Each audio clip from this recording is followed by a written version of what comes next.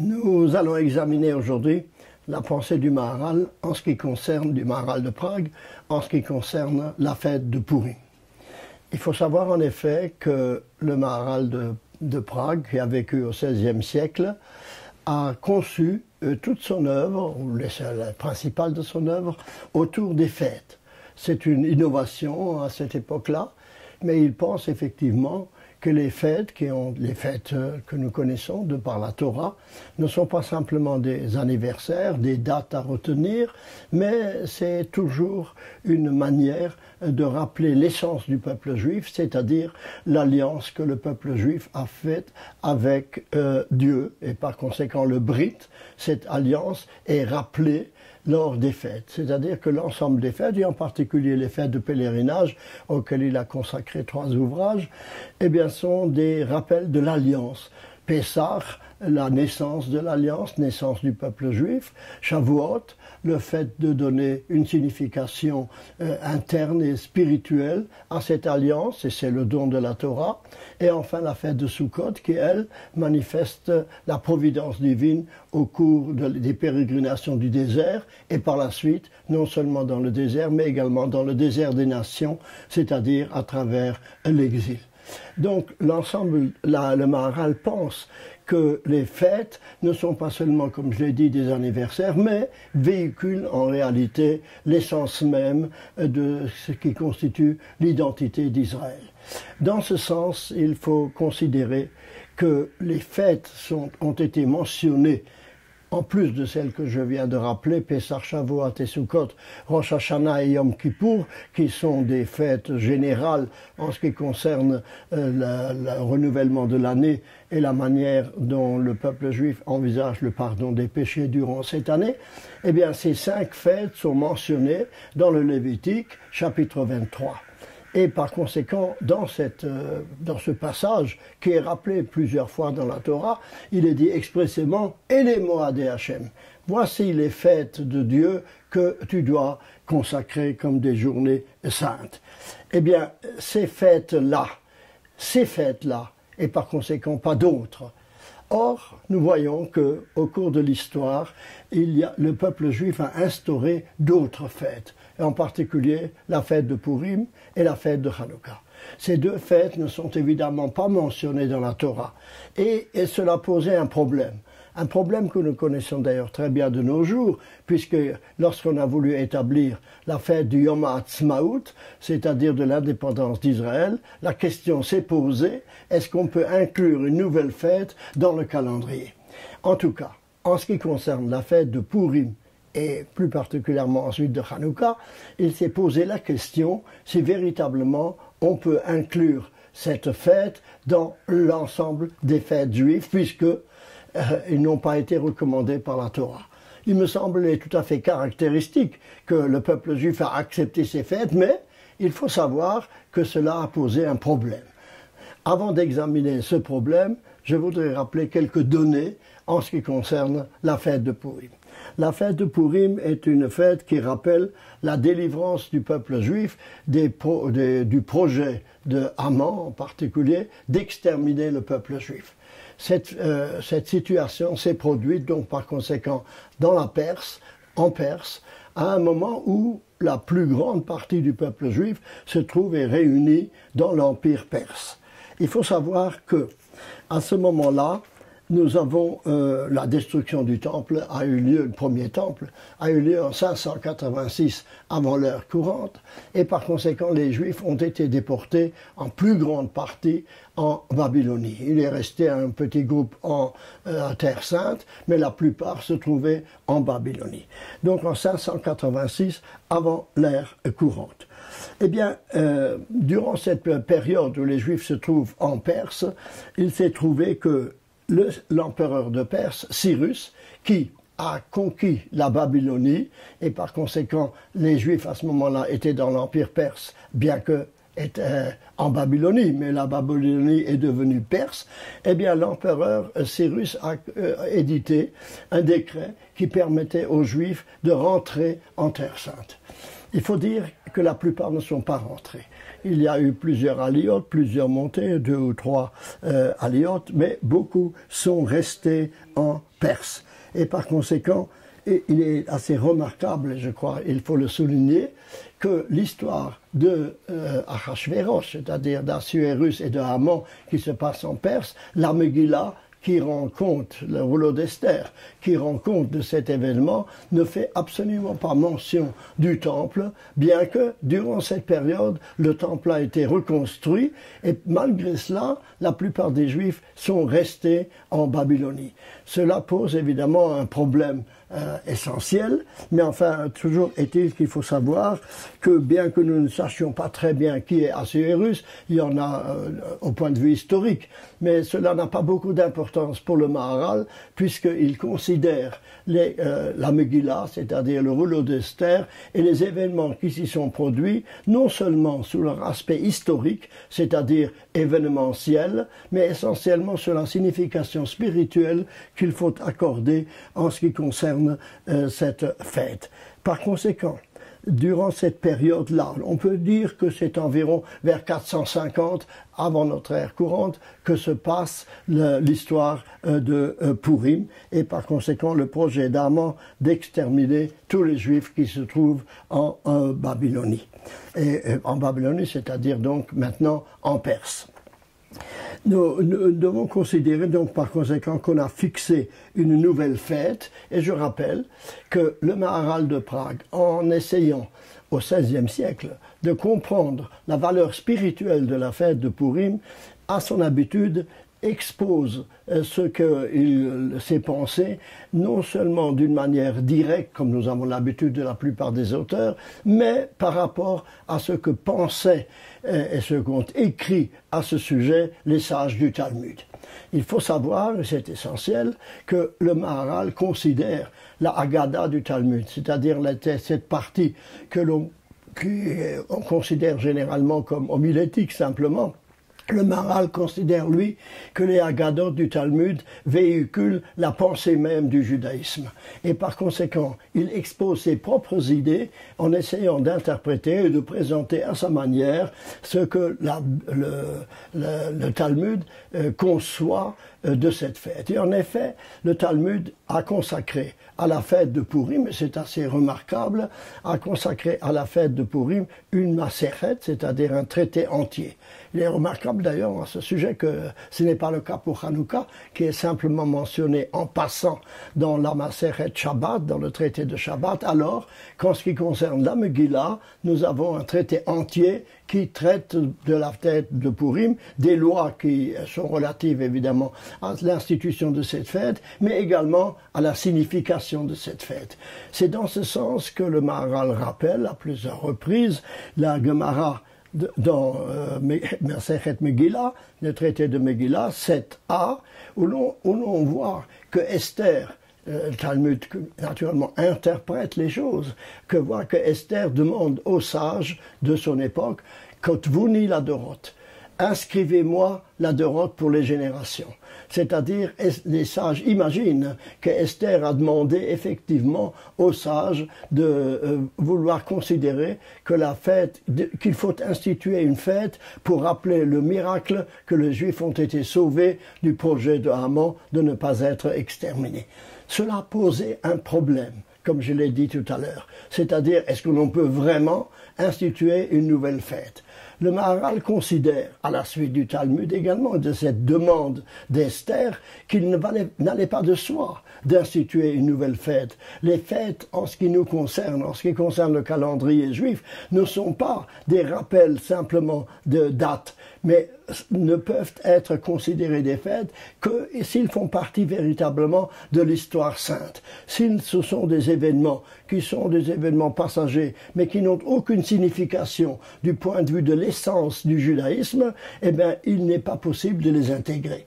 Alors, Esther demande qu'on intègre la fête de Purim dans l'ensemble des fêtes, et les sages lui répondent, mais nous ne pouvons pas instituer une nouvelle fête. On parle déjà de ce qui s'est produit lorsque de Purim, l'essence même de cette fête n'est pas nouvelle. Le projet d'extermination du peuple juif, à ton époque, c'est-à-dire à l'époque d'Esther, les sages considèrent qu'il y a peut-être là pas une innovation. C'est une chose que nous connaissons déjà. Et en effet, Esther dit, inscrivez-moi pour les générations. La première réponse que les sages donnent, c'est que, mais c'est déjà inscrit dans les livres de Perse, c'est-à-dire dans l'histoire générale.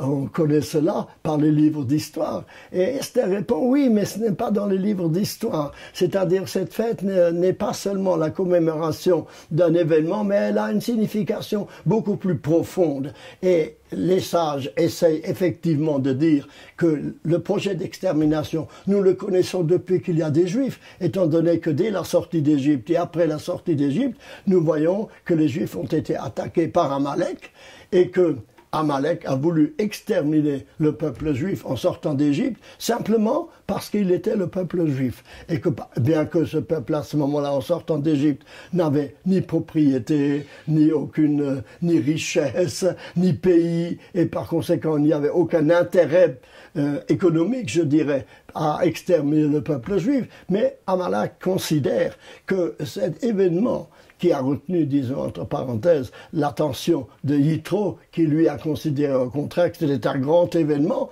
eh bien pour Amalek, c'est un événement, je dirais, pour rappeler des choses récentes, c'est un détail de l'histoire. C'est un détail de l'histoire et par conséquent, il n'y a pas de raison de le sanctifier et de l'inscrire d'une manière particulière.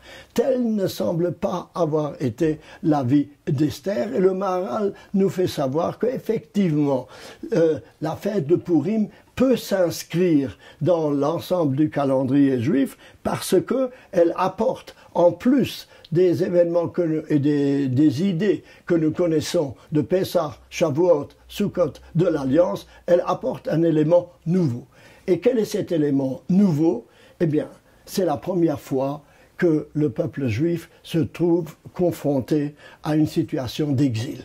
Jusque-là, toutes les batailles du peuple juif constituaient l'institution du peuple en Terre Sainte. Après avoir passé par le désert, ils sont établis en Eretz Israël et c'est ainsi que l'histoire s'est poursuivie. Et les batailles qu'il y avait eu jusque-là, et il y en a eu évidemment beaucoup, constituaient simplement une lutte comme il y en a beaucoup dans l'histoire entre des peuples qui s'affrontent. Mais là, nous sommes en présence d'un événement nouveau. C'est la première fois que la plus grande partie du peuple se trouve exposée à une situation d'exil, c'est-à-dire à une situation où ils n'ont pas de terre, ils sont établis dans un pays étranger, et là se pose le problème de leur statut dans ce pays étranger.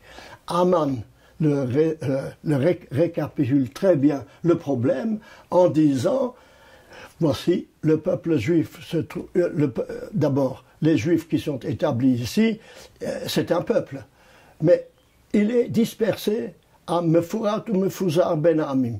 Il est dispersé parmi les nations. Il y a 127 provinces, et bien que ce soit un peuple, eh bien, il n'habite pas dans une seule province. Il est réparti parmi toutes les provinces.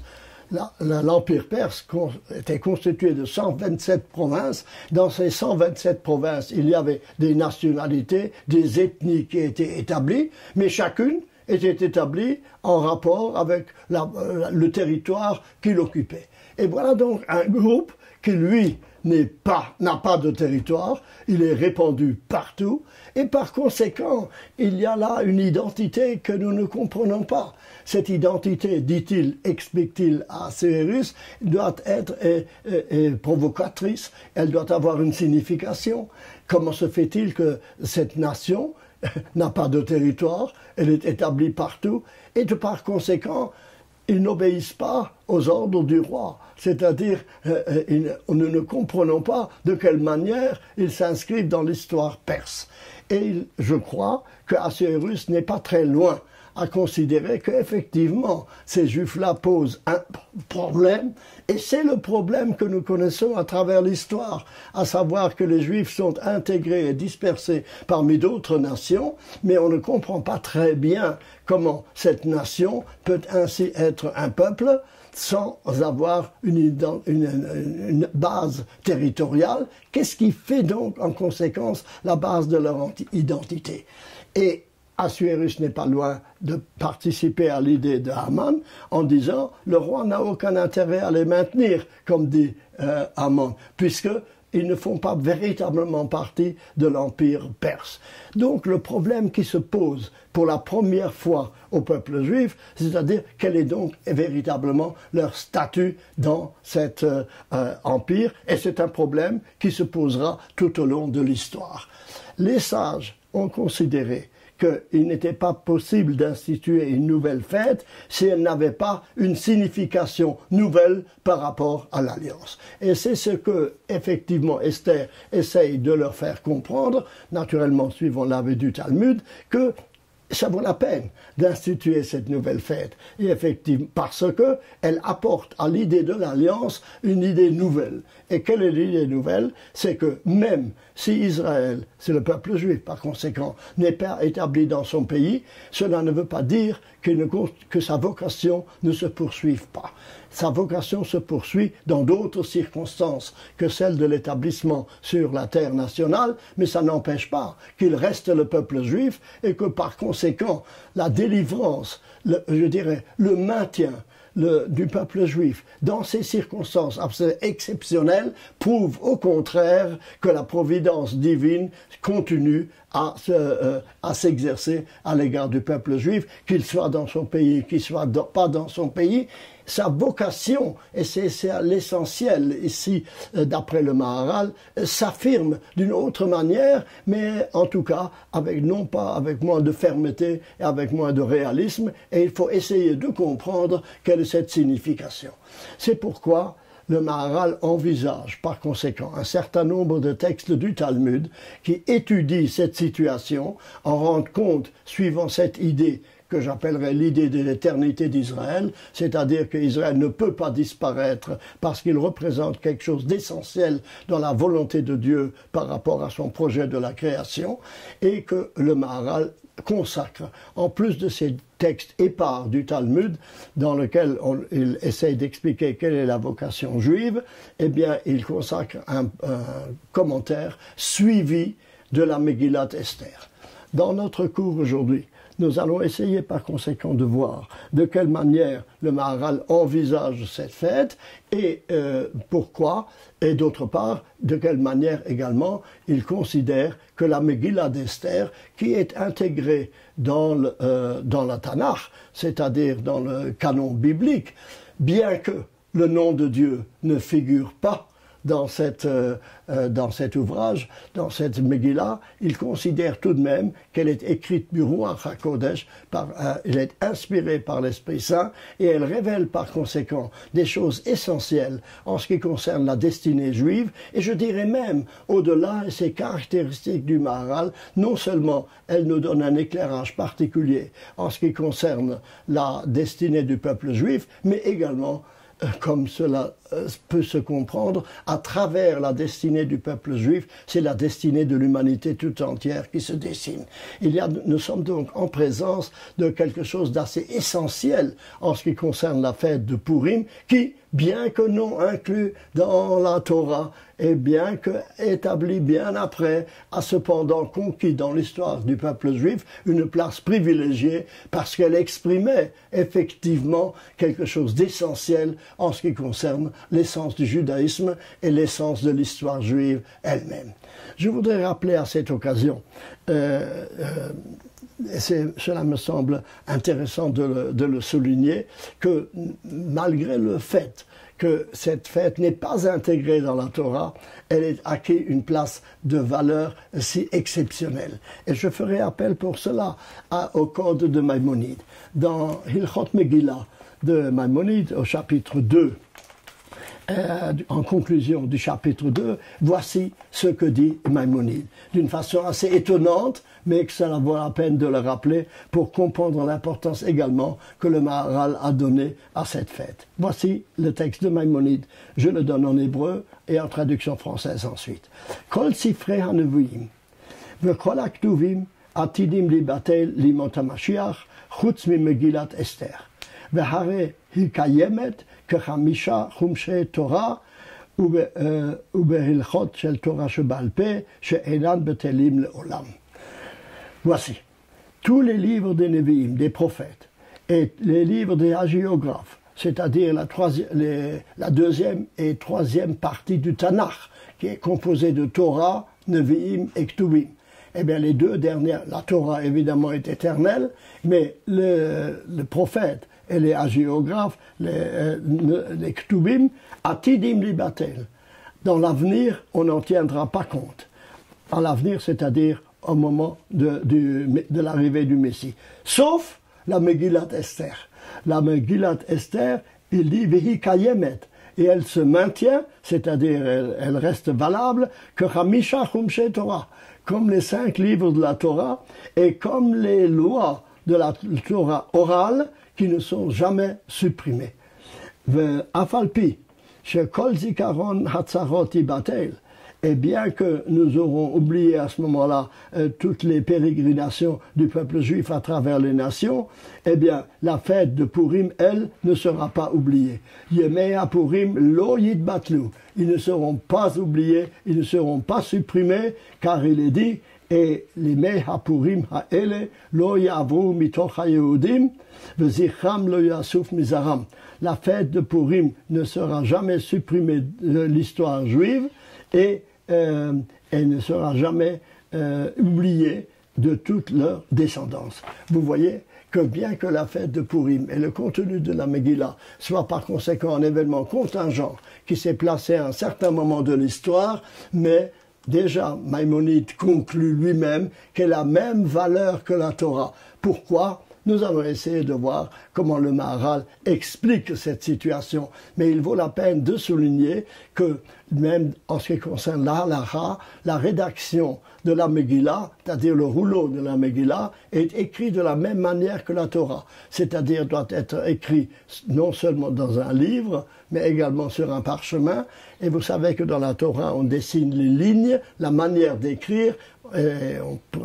Cette manière d'écrire spécifique de la Torah est retenue également pour la Megillat Esther. Cela nous prouve que la Megillat Esther et l'événement qui s'est produit à la fête de Purim a, dans la perspective du Maharal, suite évidemment de la manière dont il envisage la chose par rapport à ce qu'ont examiné les sages du Talmud, eh bien, a une signification qui dépasse l'événement contingent. Elle exprime quelque chose de l'éternité d'Israël, de cette manière que le peuple juif a été sauvé par une providence constante et que, bien qu'il ait subi des tribulations terribles au cours de cette histoire, et on a essayé et par des persécutions, et par des convictions de supprimer cette réalité-là, eh bien, le peuple juif, malgré tout, est resté. Je voudrais souligner à cette occasion qu'il faut comprendre ici qu'il ne s'agit pas d'une critique de tel et tel aspect du judaïsme. En ce qui concerne cette situation, ce n'est pas que le judaïsme dit ceci ou dit cela et à laquelle les peuples peuvent être opposés. Il s'agit de l'existence même du peuple juif. Ce qui caractérise le projet de Haman, c'est d'exterminer tous. On appelle ça aujourd'hui la solution finale. C'est-à-dire le problème qui est posé par la fête de Purim, c'est le droit, et aujourd'hui on peut très bien le comprendre, le droit du peuple juif d'exister. Quand je formule ceci de cette manière, cela signifie que le problème essentiel qui se posait lorsque le peuple juif est entré en exil, c'est ou bien vous cessez d'être juif, et à ce moment-là nous pouvons vous accepter, ou bien eh bien, vous devez être détruit. Il n'y a pas de troisième solution. Eh bien oui, il y a une troisième solution, c'est-à-dire celle que le peuple juif, malgré cela, a un droit d'existence, parce qu'il affirme quelque chose de singulier de la vocation humaine, et c'est ce que nous devons essayer d'examiner à travers, je l'ai dit, les textes du Talmud et l'explication du Maharal. Quelle est cette vocation particulière du peuple juif qui fait que non seulement il a le droit d'exister, mais qu'il constitue un élément essentiel de la vie de l'humanité et il témoigne de quelque chose. Et ce témoignage, c'est précisément le témoignage de l'alliance, à savoir que l'homme est relié à Dieu, que les peuples sont reliés à Dieu et que par conséquent l'histoire, en marge de l'histoire générale, il y a une autre histoire qui se profile et qui elle est souterraine mais qui a une valeur essentielle pour l'humanité. C'est précisément que, à côté de l'histoire des nations, que nous pourrions appeler une histoire profane, il y a une histoire sainte qui se poursuit. Je rappelle cela en disant que la Megillat Esther est le dernier livre du canon biblique. Il clôt le canon biblique et par conséquent nous entrons ici dans une période que nous appelons la période post-biblique et l'idée essentielle c'est que bien que post-biblique, eh bien la Bible se continue. C'est-à-dire l'histoire sainte ne s'arrête pas avec le Tanakh et bien que ensuite le nom de Dieu n'apparaît déjà pas dans la Megillat Esther, eh bien souterrainement, la providence est réelle dans l'histoire, continue à se manifester, bien que nous ne voyons pas toujours cette existence, et par conséquent la fête de Purim rejoint quelque chose d'essentiel que peut-être dépasse le raisonnement courant de ce que nous pouvons comprendre, ad deloyada, c'est-à-dire va jusqu'au fondement essentiel de l'existence, c'est-à-dire que la fête de Purim a une valeur, comme je l'ai dit tout à l'heure, pour la destinée juive essentielle, mais également pour la destinée de l'humanité. C'est ce que nous allons voir maintenant dans un second cours, en ce qui concerne les textes particuliers que le Maharal consacre à travers le Talmud, comme je l'ai dit, à l'explication de la signification de cette fête.